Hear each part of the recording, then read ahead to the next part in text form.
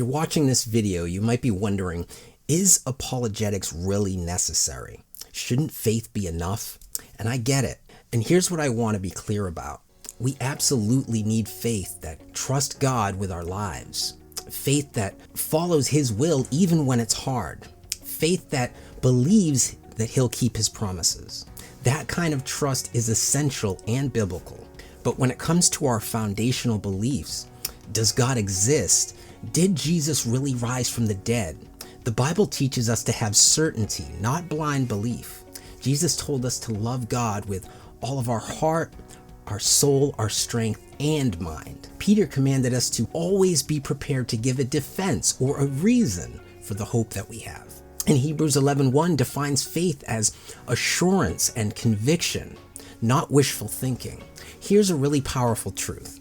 Every major figure in Scripture had good reason to believe before they exercised bold faith. David killed a lion and a bear before he trusted God against Goliath.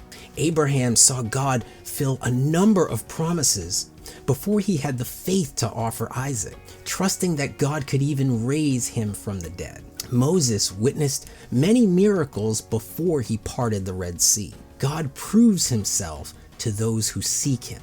Look at the disciples, terrified and doubting after Jesus was arrested. But after seeing the risen Christ, they became bold enough to die for what they believed. Even Thomas, the doubter, was given proof. Jesus invited him to touch his wounds because certainty does matter. When the apostles preached, they emphasized, we are eyewitnesses to the resurrection. They weren't telling myths, but verifiable history.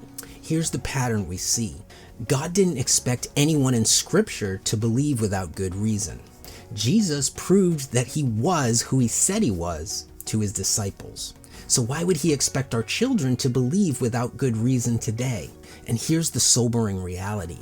The number one reason that teens leave the faith is unanswered questions and challenges that they weren't prepared for.